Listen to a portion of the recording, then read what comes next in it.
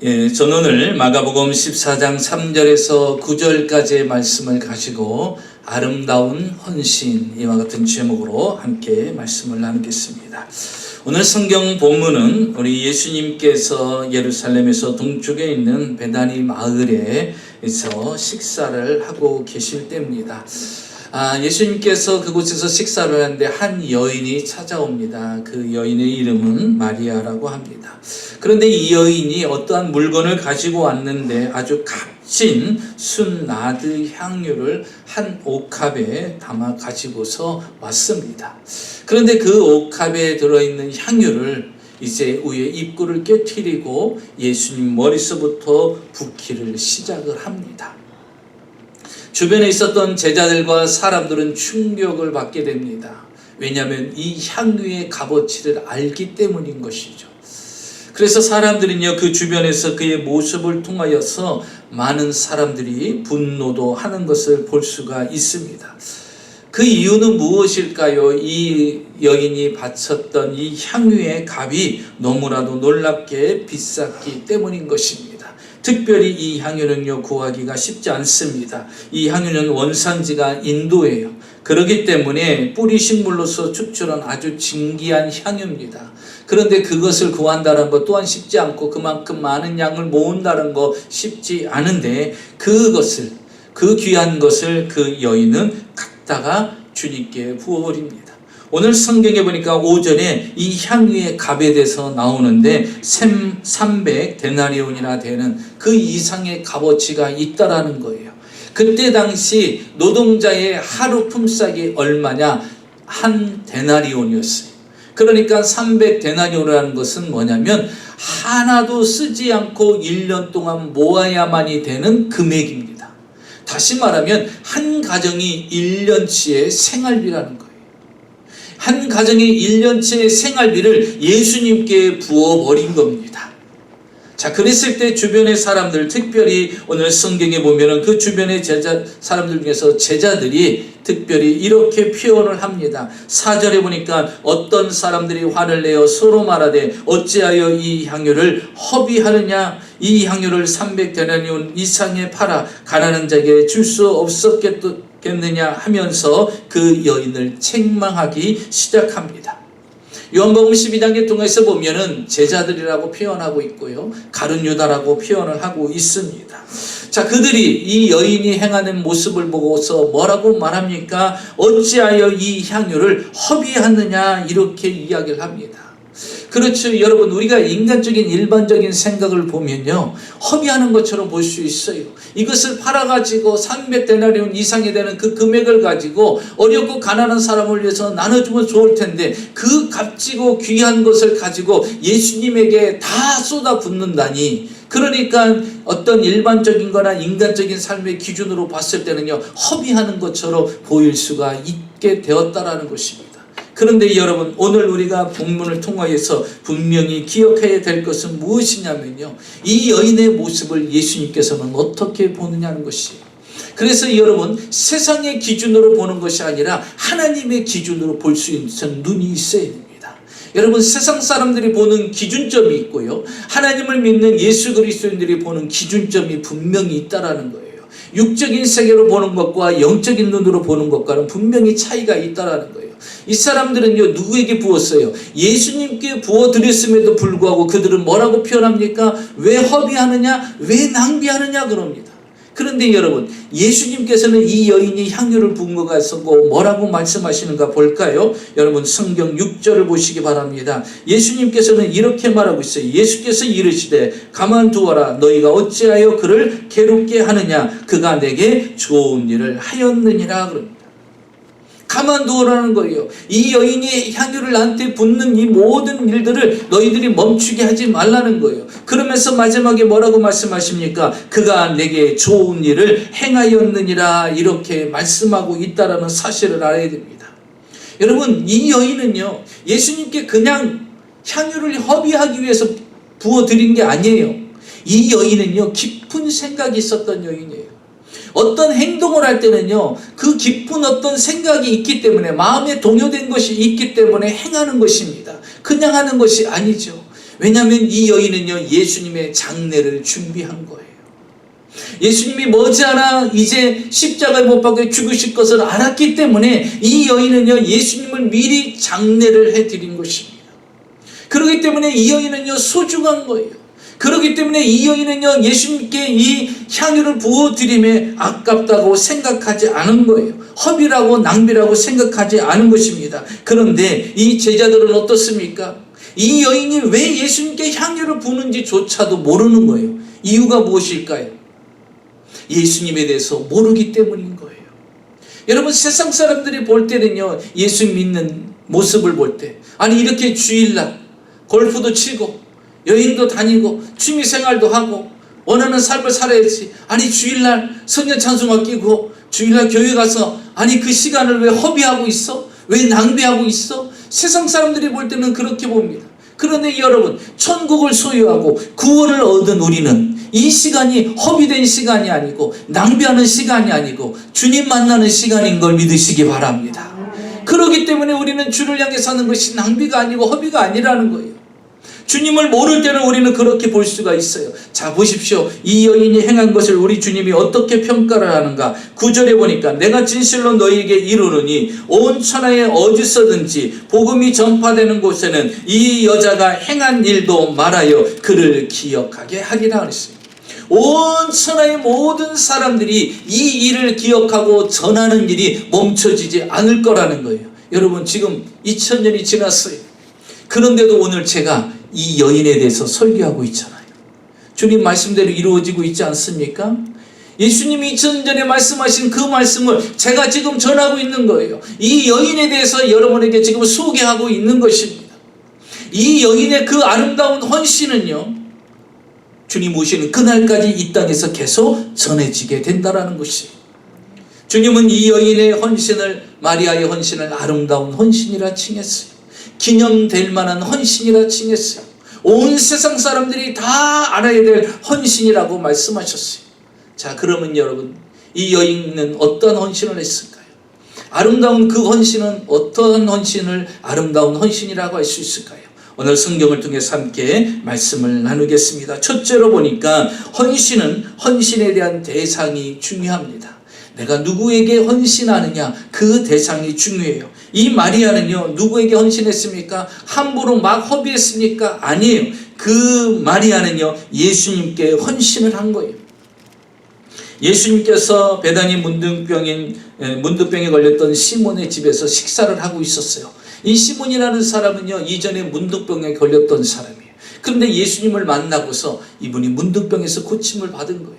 여러분 생각해 보세요. 문둥병으로 평생을 살다가 문둥병으로 죽어야 될 사람이 예수님을 만나서 치유를 받은 거예요. 그러니 얼마나 감격스럽고 기쁘겠어요. 그래서 예수님과 제자들을 초청해서 자신의 집에서 식사를 대접하고 있었던 거예요. 그런데 그곳에요, 나사렛 동생인 마리아가 예수님 앞에 나온 것입니다. 300데나리온 이상의 값어치가 있는 그 고급 향유를 예수님께 부어드리는 것입니다. 부어드렸어요. 그런데 이 옥합을 깨뜨려 예수님의 머리에 부었을 때 이 광경을 보고 사람들은 어떻게 반응했는가를 보십시오. 자, 여러분 4절을 한번 볼까요? 4절은 이렇게 얘기합니다. 모든 죄자들이 분노하면서 성을 내면서 왜 이 향료를 허비하느냐 그럽니다. 여러분 요한복음 12장을 보면 더 자세히 나와 있어요. 제자들이요 분노합니다. 그리고 왜 이 향유를 갖다가 허비하느냐 그럽니다. 여러분 이 사람들이 화낼 이유입니까? 화낼 이유 없죠? 분노할 이유 없어요. 여러분 우리는 기억해야 돼요. 하나님을 위해서 헌신하고 희생하는 사람을 위해서 우리는 분노할 이유가 없습니다. 자신의 것을 가지고 자신이 할 수 있는 것 가지고 헌신하는데 우리가 그 사람의 헌신을 통하여 왜 분노합니까? 왜 우리가 판단하고 평가합니까? 그리고서 그것을 왜 허비하냐라고까지 우리가 책망까지 합니까? 책망할 것이 없어요. 그런데 여러분 보세요. 자신은 하지 않으면서, 자신은 깨닫지도 못하면서, 자신은 그렇게 헌신을 하지 못하면서도 그 여인에게는 뭐라고 말합니까? 오히려 분노하고 화를 내면서 왜 그것을 낭비하느냐, 그것을 왜 허비하느냐 하면서 그 여인을 책망하는 여인들의 모습, 이 제자들의 모습을 볼 수가 있습니다. 심지어 가룟 유다는 이렇게 말합니다. 그것을 팔아서 가난한 자에게 나눠주면 더 훨씬 나았을 텐데 그것을 왜 낭비하고 허비하느냐. 여러분 분명히 기억하십시오. 예수님께 행하는 모든 것들은 낭비요 허비가 아닌 것을 믿으시기 바랍니다. 하나님, 그래서 마리아는요 그 헌신의 대상이 누구냐는 거예요. 여러분 낭비라는 것이 무엇입니까? 허비라는 것이 무엇이에요? 쓸데없는데 돈과 시간을 낭비하는 것을 그걸 낭비라고 하는 거예요. 그런데 이 여인은요 누구에게 했어요? 마리아는 예수님께 드린 거예요. 여러분 우리는 분명히 기억해야 됩니다. 예수님께 드리고 헌신한 것은요 허비가 아니고 낭비가 아니라는 사실. 그런데 세상의 사람들은, 믿지 않는 자들은요 그렇지 않아요. 특별히 가룟 유다 보세요. 그들의 눈으로 볼 때는요 이것이 허비라고 생각하고 있는 것입니다. 그런데 여러분 분명히 기억해야 돼요. 사람들은 허비라고 하고 사람들은 낭비라고 하더라도 주님이 뭐라고 하시는가를 알아야 돼요. 자, 성경을 보겠습니다. 6절입니다. 우리 예수님께서 사람들은 낭비라고 하고 허비라고 하는데 우리 주님은 6절에 이렇게 말합니다. 이르시되 가만두어라. 너희가 어찌하여 그를 괴롭게 하느냐. 그가 내게 좋은 일을 하였느니라. 여러분 주님이 이렇게 말해요. 가만두어라 그러는 거예요. 너희들 간섭하지 말라는 거예요. 그리고 어찌하여 그를 괴롭히느냐 그랬어요. 여러분 교회에 보면요 놀라운 것은요 같은 교인들이요 괴롭힙니다. 헌신하는 사람을 괴롭히고요, 섬기는 사람을 괴롭히고요. 이렇게 심지어 얘기합니다. 아이고 잘났네 잘났어. 누구 왕년에 여성교 회장 안 해본 사람 있어? 누구 왕년에 성가대 안 해본 사람 있어? 누구 왕년에 안내 안 해본 사람 있어? 왕년회를 많이 찾아요. 어? 그러면서 뭘 조금 한다고 이렇게 힘주고 다녀 이러면서 어떻게 해요? 그냥 그 헌신하는 사람을 가만두질 않아요. 아주 볶아서 어떻게 교회까지 떠나게 하는 사람이 있어요. 여러분 주님이 지금 뭐라고 말해요? 가만두라는 거예요. 제발 하나님 앞에 헌신하는 사람들 가만두라는 거예요. 그리고 왜 괴롭히냐는 거예요. 여러분 우리는 이 대열에 들어가면 안 됩니다. 그럼 지금 누구에게 헌신해요? 여러분 예수님께 헌신하는 사람은요 우리가 터치하면 안 돼요. 우리가 함부로 판단하고 평가하면 안 돼요. 그 사람이 재능이 있든 없든 능력이 있든 없든 그건 중요하지 않아요. 하나님께 헌신한다면, 하나님을 섬기고 있다면 우리는 그냥 둬야 됩니다. 그리고 함부로 평가해서는 안 돼요. 왜? 여러분 주님이 말씀하잖아요. 6절에 그가 내게 좋은 일을 하였도다. 주님은 좋다고 하는데 왜 우리가 평가를 합니까? 주님은 좋다고 받으시는데 왜 우리가 함부로 맞다, 잘한다, 못한다 평가를 하고 교만하다고 평가를 하고요 분노하며 화를 내고 책망까지 합니까? 책망까지 해요.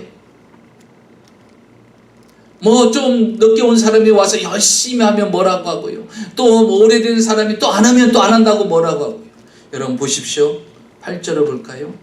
주님이 이렇게 말합니다. 그는 힘을 다하여 내 몸에 향유를 부어 내 장례를 미리 준비하였느니라. 내가 진실로 너희에게 이르노니 온천에 어디든지 복음을 전파되는 곳에 이 여자가 행한 일도 말하여 그를 기억하게 하리라. 이 여인은 힘을 다해서 향유를 하나님께 불었기 때문에 그는 칭찬받아 마땅한 존재라고 분명히 이야기하고 있다라는 사실.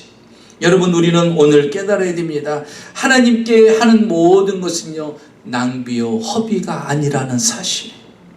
하나님께 행하는 모든 헌신자들은 우리는 그를 칭찬해야 됩니다. 그에 대해서 멈추게 해서는 안 돼요. 그를 책망해서도 안 됩니다. 그를 꾸짖어서도 안 되는 것이, 우리는 주님처럼 하나님께 하는 모든 헌신자들은 좋은 일이라고 바라봐야 되는 것입니다. 그래서 여러분 하나님께 행하는 모든 것들은요 낭비도 아니고 허비도 아니라는 사실을 우리는 인식해야 됩니다. 둘째로 보니까요 헌신의 기회가 중요하다라는 것이에요. 여러분 헌신의 기회는 늘 있는 게 아니에요. 여러분 나이가 드시면 드실수록 젊었을 때 신앙생활하고 다르죠. 젊었을 때는요 철야에도 피곤하지 않았고 새벽 예배 매일 나와도 피곤하지 않고 모든 예배 다 참석해도 피곤하지 않고 기도도 30분, 1시간, 2시간에도 거뜬히 할 수 있었고 막 충만한 가운데 다녔고 찬송도 마음껏 부르고 예배 한번 빠지면 큰일 나는 줄 알고 막 목숨 걸고 주의성수하고 그랬는데요 어떻게 돼요?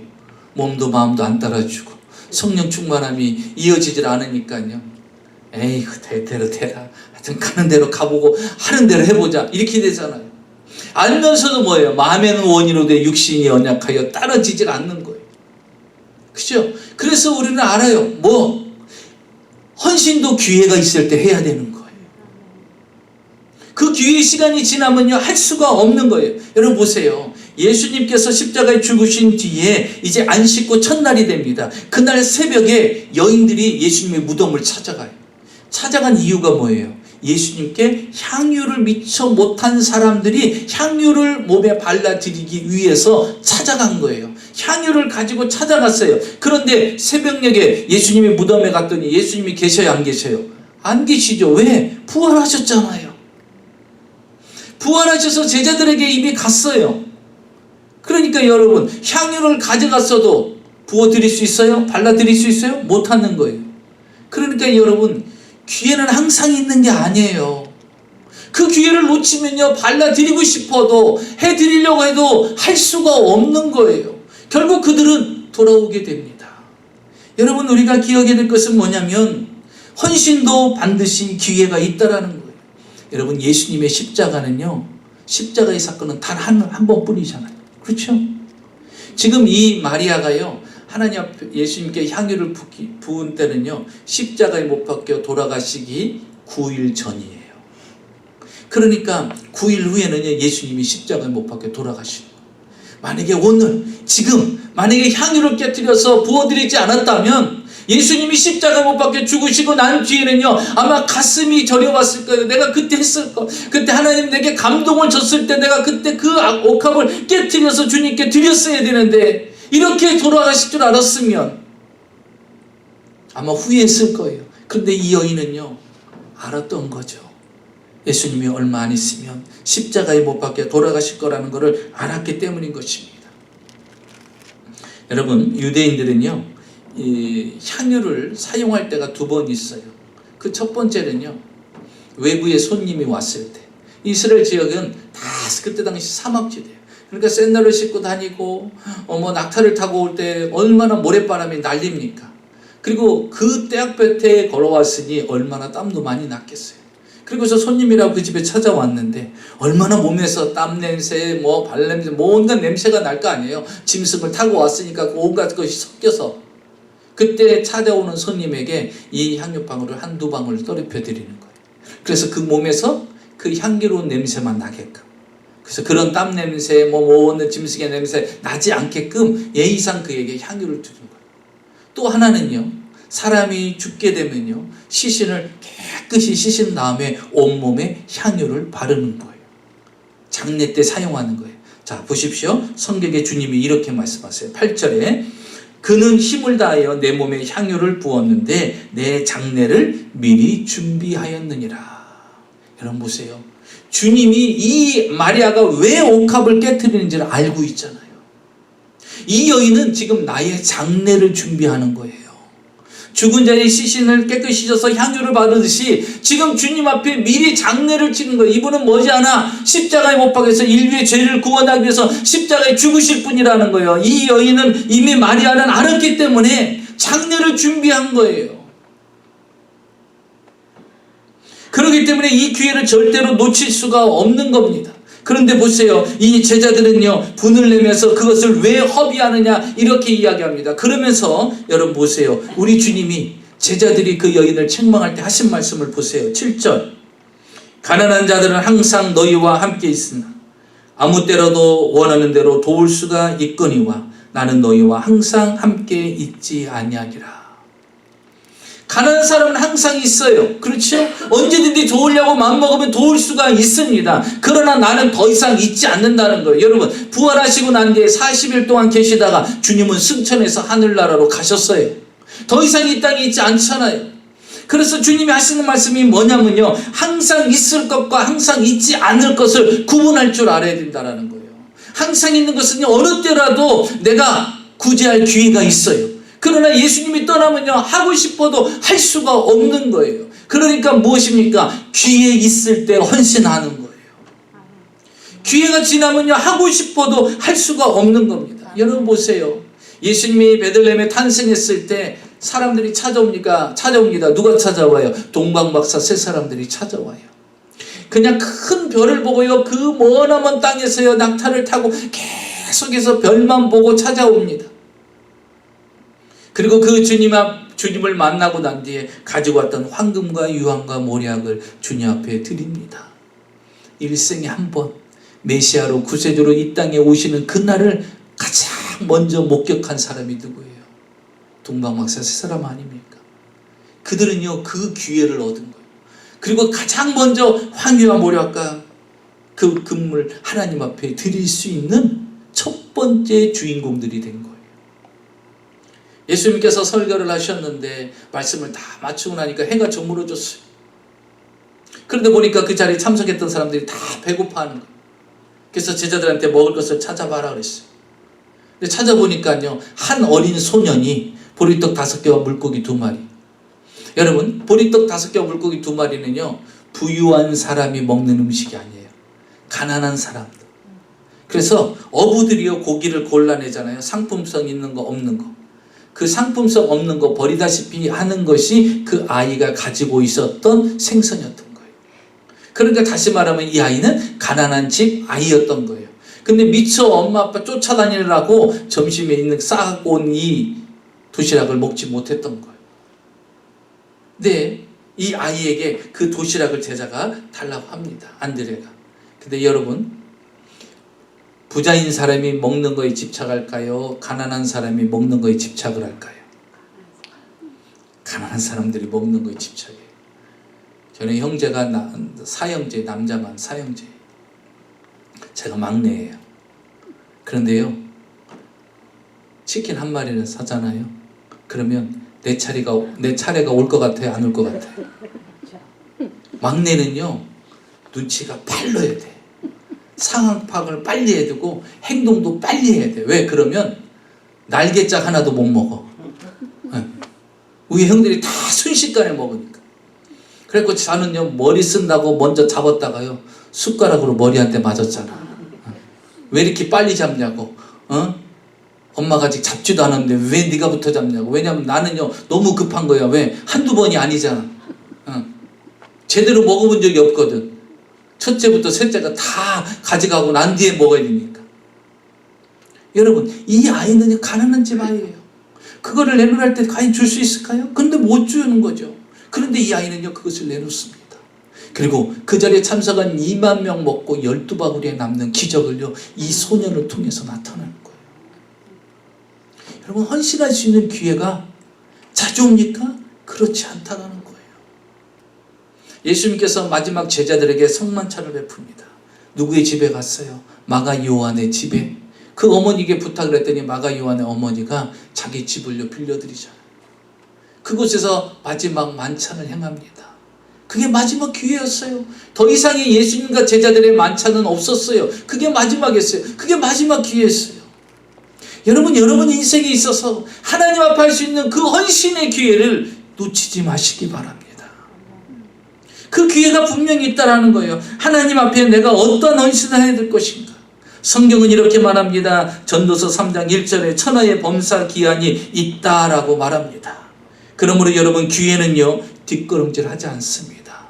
기회는 지나가면 끝인 것이. 그래서 때때로 시간 속에서 사람들에게 좋은 만남을 갖고 좋은 기회를 사용해야 되는데, 여러분, 몸으로 헌신할 기회가 있을 때 몸으로 헌신하십시오. 기도로 헌신할 수 있을 때 기도로 헌신하십시오. 재능과 탤런트로 헌신할 수 있을 때 여러분 헌신하십시오. 물질로 헌신할 수 있는 기회가 있을 때 물질로 헌신하세요. 찬송으로, 예배로, 하나님 앞에 전도로, 선교로, 구제로 헌신할 수 있을 기회 있을 때 여러분 헌신하십시오. 특별히 여러분, 때가 지나면 다 사라집니다. 기회가 주어졌을 때 그것을 헌신하십시오. 남편을 주의 이름으로 헌신할 수 있는 기회가 있을 때 헌신하십시오. 여러분, 떠난 뒤에 소중하게 생각하지 말고, 한국에 그런 노래 때 있을 때 잘해 후회하지 말고, 아내를 향해서 내가 헌신할 수 있는 기회 있을 때 열심히 헌신하세요. 부모에게 내가 효도할 수 있는 기회가 있을 때 열심히 효도하세요. 자녀를 양육할 수 있는 기회가 있을 때 자녀를 열심히 양육하십시오. 내 가정을 위해서, 내가 교회를 위해서 헌신할 수 있는 기회 있을 때 여러분 열심히 헌신하십시오. 왜냐하면 그 기회는 또 언제 올지 모르기 때문인 것이에요. 이 여인은요, 이 예수님께 향유를 깨뜨린 것이 마지막 헌신이었어요. 마지막 기회였어요. 두 번 다시 오지 않았던 것이요. 마지막 셋째로는요, 헌신은 힘을 다하는 열정이 중요합니다. 힘을 다하는 열정. 자, 열정적인 헌신이 기념이 됐어요. 자, 8절을 보겠습니다. 이 여인이 향유를 깨뜨렸을 때 우리 주님이 뭐라고 말씀하십니까? 그는 힘을 다하여 내 몸에 향유를 부었다 그랬어요. 힘을 다하여. 여러분, 이 마리아의 행동을 보고 주님은 힘을 다하였다. 여러분, 우리가요 기억해야 됩니다. 주님은 우리가 힘을 다하는지 안 하는지를 알아. 사람들은 비판하고 판단하고 평가하고 책망하는데 주님은요, 이 여인이 힘을 다했다라고 말씀해 주시잖아요. 이 향유는요, 알다시피 1년치 한 가정의 생활비예요. 어떻게 보면 이 처녀 마리아는요, 이 향유를 준비하기 위해서 10년 이상 모았을 수도 있어요. 왜? 소중하고 중요한 것이기 때문에.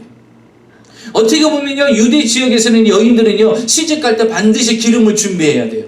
그렇죠? 그래서 기름을 준비하는 5처녀, 10처녀에서 어리석은 처녀, 지혜로운 처녀 나오잖아요. 기름이 떨어져 갖고 신랑을 맞이하지 못하는 거. 이 기름은요, 향유는요, 바로 시집갈 사람들이 준비해야 될 반드시 그 품목이에요.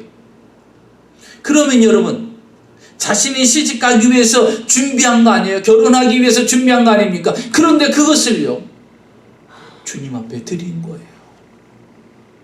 주님은 그 중심을 아는 거예요. 그가 정말 힘을 다하여서 하나님께 드렸다라는 거. 여러분, 마리아는 왜 이렇게 예수님께 힘을 다하여 드렸을까? 여러분, 힘을 다하여 드릴 수 있는 방법은요, 한 가지밖에 없어요.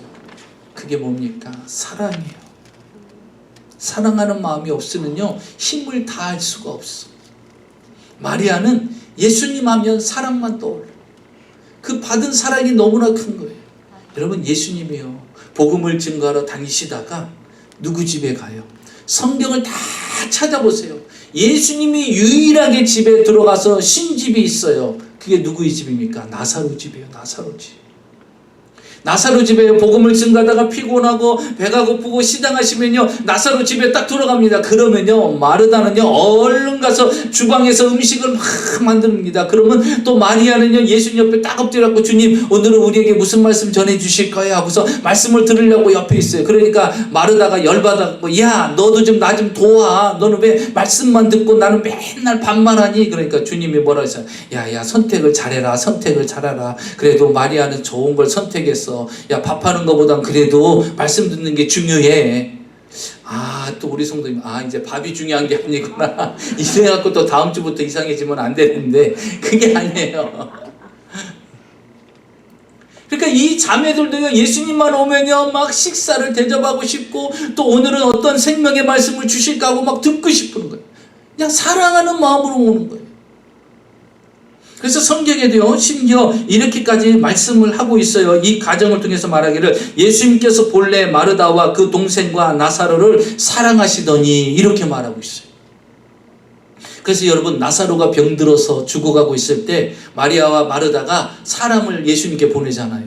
그때 뭐라고 보내줍니까? 이 사람이 와서 예수님께 이렇게 말합니다. 예수님, 당신이 사랑하는 나사로가 병들어 죽어가고 있나이다.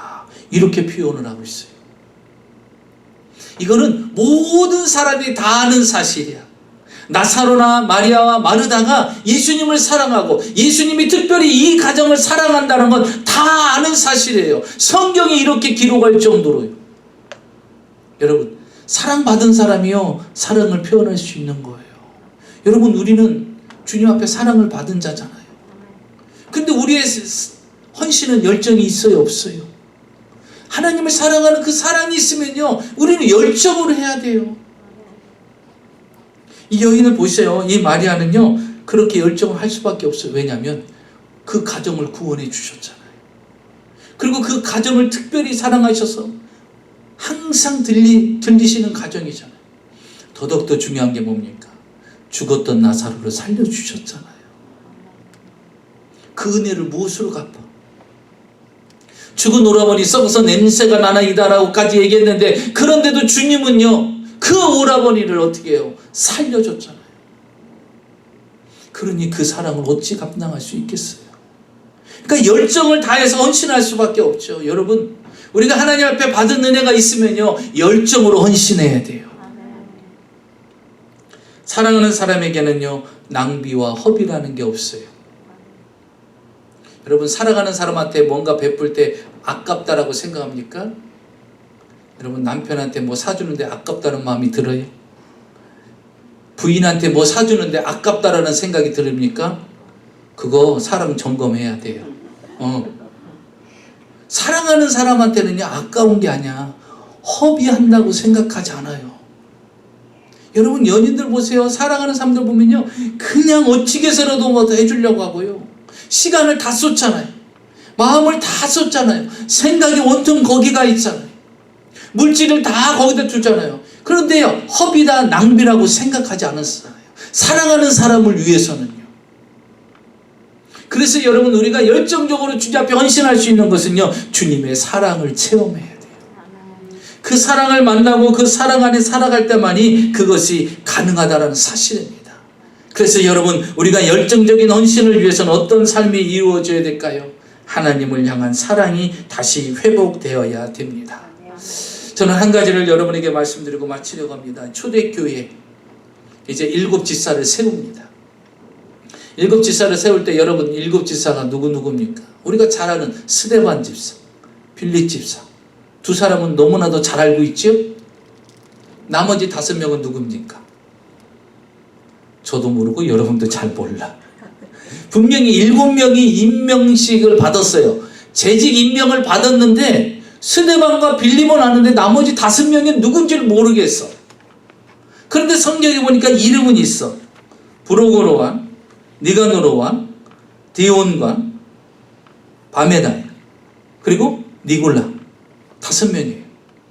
근데 이 4명, 위에 4명의 사람은요 처음에 집사 임명 받을 때만 나오지 그 뒤로는요 아무것도 없어. 그리고 마지막 이 니골라라는 사람은요 초대교회 때예요 교당을 하나 만듭니다. 이단 교주가 돼요. 그래서 나온 게 뭐예요? 니골라 당. 사도행전에 보면 니골라 당이에요. 누가 만든 거예요? 니골라가 만든 거예요. 근데 이 사람은 뭐였어요? 집사였다가 교주가 된 거예요.